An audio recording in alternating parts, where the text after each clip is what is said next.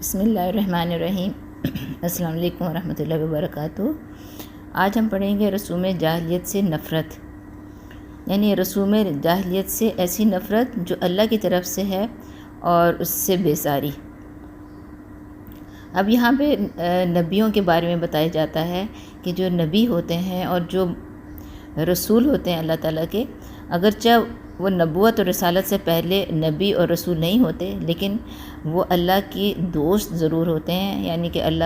کا قرب ان کو حاصل ہوتا ہے، اور صدیق ہوتے ہیں، یعنی کہ سچے ہوتے ہیں، اور ان کی ولایت ایسی کامل اور اتم ہوتی ہے کہ بڑے سے بڑے ولی اور صدیق کی ولایت کو ان کی ولایت سے وہ نسبت بھی نہیں ہوتی جو قطرے کو دریا کے ساتھ یا ذرے کو آفتاب کے ساتھ ہوتی ہے۔ یعنی ان کی اللہ سے محبت، معرفت اور قربت اور ان کی سچائی کا گراف بہت بہت زیادہ اوپر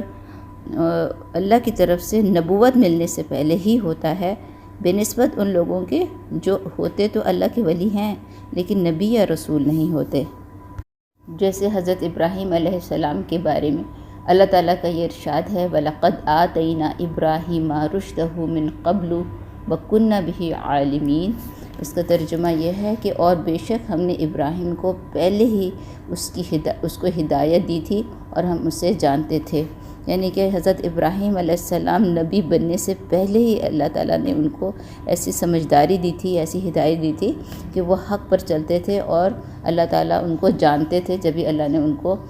نبوت عطا فرمائی۔ اور اسی طرح حضرت یوسف علیہ السلام کا تمام واقعہ، اور خصوصاً ان کا جو ارشاد ہے، وَإِلَّا تَصْرِفْ عَنِّي كَيْدَهُنَّ أَصْبُ إِلَيْهِنَّ،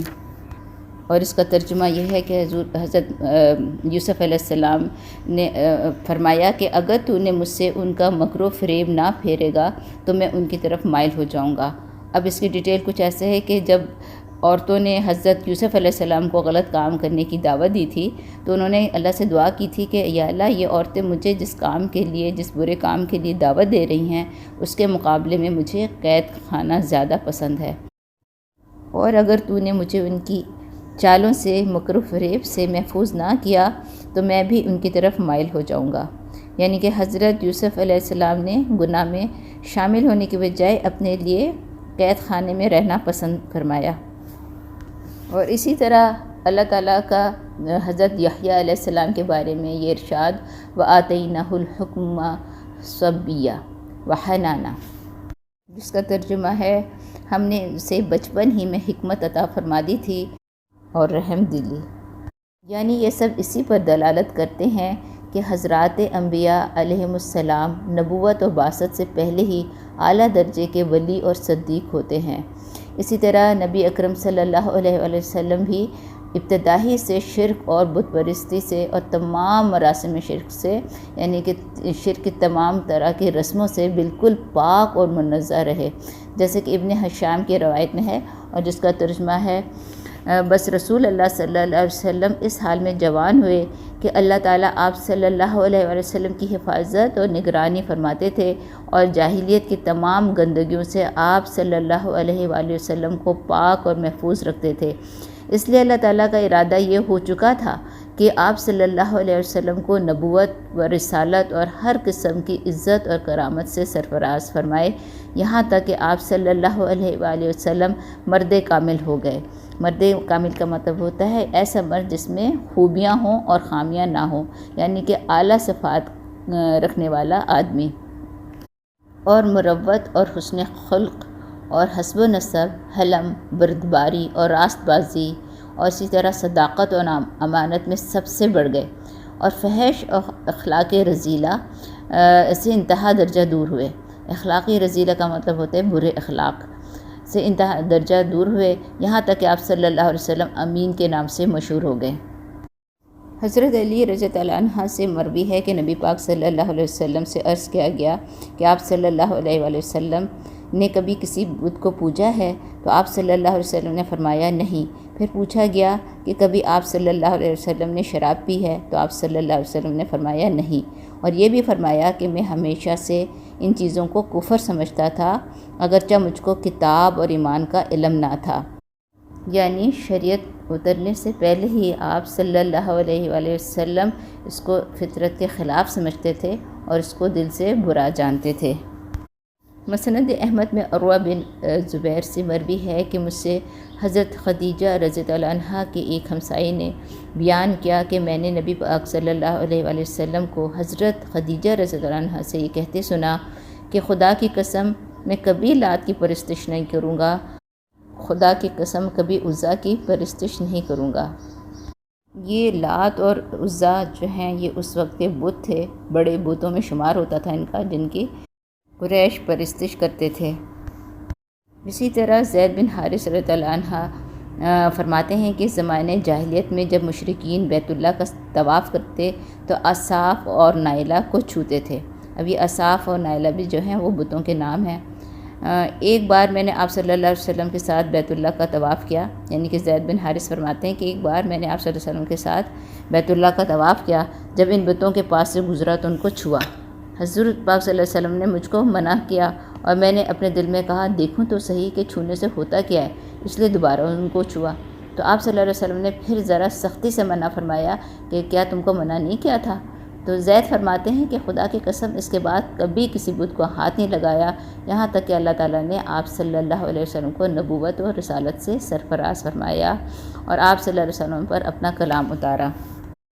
حضرت علی کرم اللہ وجہ سے مروی ہے کہ میں نے نبی پاک صلی اللہ علیہ وسلم کو یہ فرماتے سنا کہ مجھ کو جاہلیت کی کسی بات کا کبھی خیال نہیں آیا، صرف 2 مرتبہ ایسا خیال آیا مگر اللہ نے مجھے بچا لیا اور اس سے مجھے محفوظ رکھا۔ یعنی کہ جاہلیت کے زمانے میں جو رسوم ہوتی تھیں یا جو واقعات ہوتے تھے تو نبی پاک صلی اللہ علیہ وسلم کو کبھی اس کا خیال نہیں آیا کہ اس کی طرف توجہ کریں۔ بس 2 دفعہ کچھ ایسا ہوا کہ حضور پاک صلی اللہ علیہ وسلم کو اس کا خیال آیا کہ چلو میں بھی دیکھوں کہ کیا چیزیں ہیں، لیکن اللہ نے تب بھی ان کو محفوظ فرمایا۔ تو اس کے بارے میں ایک واقعہ جو بتایا جاتا ہے وہ یہ کہ وہ خود بتاتے ہیں کہ ایک رات میں نے اپنے ساتھی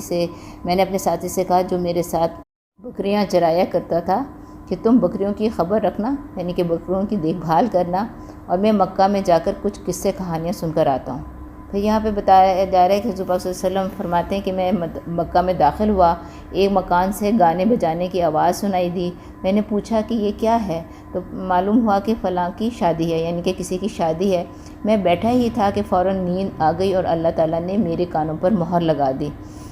یعنی کہ اللہ تعالیٰ نے ان کو سلا دیا۔ پھر سویا تو خدا کی قسم آفتاب کی تمازت ہی نے مجھ کو بیدار کیا، یعنی کہ حضور پاک صلی اللہ علیہ وسلم کو اللہ تعالیٰ نے سلا دیا اور جب وہ اٹھے تو آفتاب نکل چکا تھا اور اس کی ہی گرمی سے، اس کی تمازت سے وہ بیدار ہوئے۔ اس کے بعد وہ بتاتے ہیں کہ پھر میں اپنے ساتھی کے پاس آیا اور اس ساتھی نے پوچھا کہ بتاؤ کیا دیکھا؟ تو آپ صلی اللہ علیہ وسلم نے فرمایا کچھ بھی نہیں، اور اپنے سونے کا سارا واقعہ بیان فرمایا۔ اب اسی طرح دوسری رات آپ صلی اللہ علیہ وسلم نے پھر یہی ارادہ فرمایا تو اللہ کی طرف سے پھر یہی دوبارہ صورتحال پیش آئی۔ آپ صلی اللہ علیہ وسلم فرماتے ہیں کہ اللہ کی قسم اس کے بعد پھر میرے دل میں اس قسم کا کوئی خیال نہیں آیا، یہاں تک کہ اللہ نے مجھ کو اپنی پیغمبری سے سرفراز فرمایا۔ اسی طرح بخاری اور مسلم میں حضرت جابر رضی اللہ عنہ سے مروی ہے کہ تعمیر کعبہ کے وقت آپ صلی اللہ علیہ وسلم بھی پتھر اٹھا کر لا رہے تھے اور آپ صلی اللہ علیہ وسلم کے چچا حضرت عباس رضی اللہ عنہ نے کہا کہ بیٹا تہبند کھول کر کندھے پر رکھ لو تاکہ پتھروں کی رگڑ سے محفوظ رہو۔ آپ صلی اللہ علیہ وسلم نے چچا کے کہنے سے تہبند کھولا، کھولتے ہی آپ صلی اللہ علیہ وسلم بے ہوش ہو کر گر پڑے۔ اس کے بعد آپ صلی اللہ علیہ وسلم کبھی برہنہ نہیں دیکھے گئے، یعنی کہ فطری جو ان کی شرم تھی حضور پاک صلی اللہ علیہ وسلم سے کی اس کی وجہ سے حضور پاک صلی اللہ علیہ وسلم کو یعنی اس واقعے سے وہ بے ہوش ہو گئے تھے، اور آپ صلی اللہ علیہ وسلم کو غیب سے یہ آواز آئی یا محمد عورتک، یعنی کہ اے محمد اپنے ستر کی خبر لو۔ یہ غیبی آواز سب سے پہلی آواز تھی جو آپ کو سنائی دی۔ اسی طرح ایک مرتبہ قریش نے آپ صلی اللہ علیہ وسلم کے سامنے لا کر کھانا رکھا، اس مجلس میں زید بن عمرو بن نفیل بھی تھے، تو آپ صلی اللہ علیہ وسلم نے اس کھانے سے انکار کر دیا کیونکہ یہ بتوں کے نام پر کھانا تھا، بتوں کے نام پہ ذبح کیا ہوا کھانا تھا، تو اس لیے حضرت پاک صلی اللہ علیہ وسلم نے اس کھانے سے انکار کر دیا، اور جس کو دیکھ کر بعد میں زید نے بھی انکار کیا اس کو کھانے سے اور کہا کہ میں بتوں کے نام پر ذبح کیے ہوئے جانور اور بتوں کے چڑھاوے نہیں کھاتا، میں صرف وہی چیز کھاتا ہوں جس پر صرف اللہ کا نام لیا جائے۔ زید بن عمرو بن نفیل قریش سے کہا کرتے تھے کہ بکری کو اللہ نے پیدا کیا اور گھاس کو اللہ نے اگایا، یعنی کہ ان چیزوں کو بنانے والا اللہ تعالیٰ ہے، پھر تم اس کو غیر اللہ کے نام پر کیوں ذبح کرتے ہو؟ زید بن عمرو بن نفیل حضرت عمر بن خطاب رضی اللہ عنہ کے چچا زاد بھائی، اور سعید بن زید کی جو عشرہ مبشرہ میں سے ہیں، والد ماجد ہیں، شرک اور بت پرستی سے بیزار اور دین حق کے متلاشی تھے، اور 62 سے 5 سال قبل جس وقت خانہ کعبہ کی تعمیر ہو رہی تھی اس وقت ان کا انتقال ہوا۔ آج یہاں تک اتنا ہی۔ جزاک اللہ خیرہ۔ السلام علیکم ورحمۃ اللہ وبرکاتہ۔